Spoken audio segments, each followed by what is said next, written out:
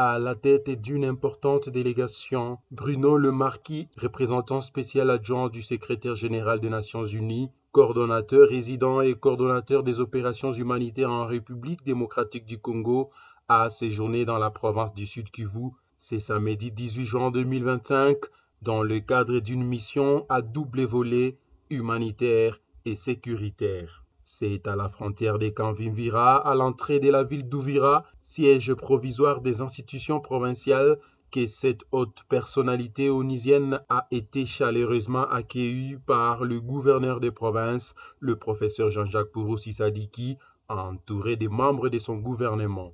La mission de M. Bruno Le Marquis au Sud Kivu s'inscrit dans un contexte de relance et de la coopération entre le système des Nations Unies et les autorités provinciales. Il était accompagné par des chefs d'agence de l'ONU tels que OCHA, PAM, PNUD, UNDSS et MONUSCO, venus pour s'imprégner de la situation sur le terrain et évaluer les besoins en vue d'un appui ciblé. Dès son arrivée, le représentant spécial adjoint du secrétaire général des Nations Unies s'est entretenu en tête-à-tête avec le gouverneur Jean-Jacques Purusi Sadiki dans son cabinet de travail.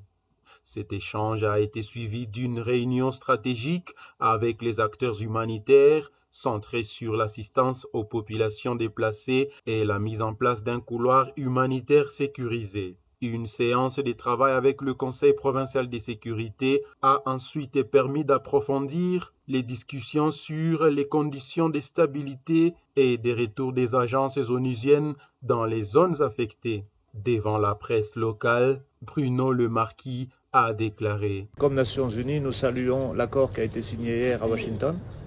Chaque pas pour la paix est un pas vraiment important et nous espérons que ça va porter des fruits et que ça contribuera également au rétablissement dans l'est de la République démocratique du Congo, y compris au sud Kivu.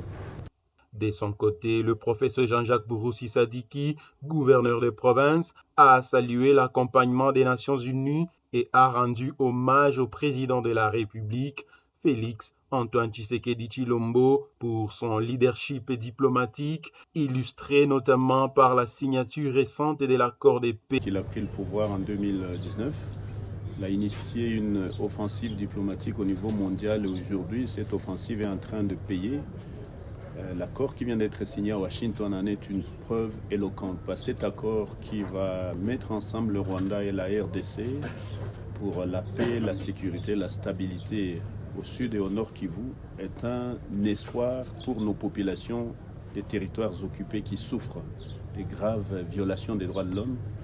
Il y a des milliers de cas de viols, d'enlèvements, des cas de torture, des pillages systématiques des biens dans les territoires occupés et lesquels biens sont emportés vers le Rwanda sans aucun développement local. Et maintenant, le message que vous voulez passer ici, ça montre que la sécurité revient, la paix, la stabilité revient ici. Sinon, ils ne pouvaient pas venir ici. C'est un message d'encouragement aussi. Ils sont venus nous encourager, dire nous sommes conscients des efforts et de la résilience de la population. Et votre présence ici nous rassure, nous renforce, nous réconforte. Et vraiment, au nom de toute la population, au nom du chef de l'État, je suis très content. Je vous remercie beaucoup. Je remercie tout le système des Nations Unies, la communauté humanitaire. Et nous comptons beaucoup sur le rôle que la MONUSCO va encore jouer ici au sud Kivu, à l'est du Congo, pour renforcer la protection de la population civile, promouvoir les droits de l'homme et assurer l'intégrité territoriale de la RDC. Après cet entretien officiel, les deux personnalités ont participé à la séance de clôture de la session ordinaire de mars de l'Assemblée provinciale du Sud Kivu, tenue à Uvira et présidée par son président du bureau définitif, Feston Kabeza. Poursuivant leur programme, le gouverneur et son hôte ont visité l'hôpital général des références d'Uvira, notamment le pavillon des malades du choléra. Ils se sont également rendus au chevet du maire intérimaire de la ville d'Uvira, hospitalisé après un accident de la route. Toujours dans le cadre de cette visite, le gouverneur Jean-Jacques Purusi Sadiki a fait visiter à la délégation onusienne plusieurs chantiers routiers majeurs, dont ceux des routes nationales numéro 5 et 30B, actuellement en cours de réhabilitation. En marge de cette mission, le gouverneur a tenu une série de consultations avec diverses structures de la société, notamment la société civile conduite par Madame Néné Bintou, les organisations des jeunes, les groupes des femmes, ainsi que certains groupes des patriotes Ouazalendo.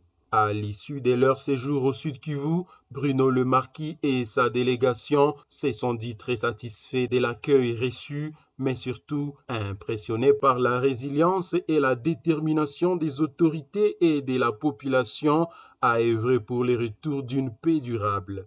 Il convient de rappeler que cette visite s'inscrit dans la continuité de la dynamique positive initiée à Kinshasa par le gouverneur Jean-Jacques Purusi Sadiki dès les premières heures de l'agression de la FC 23.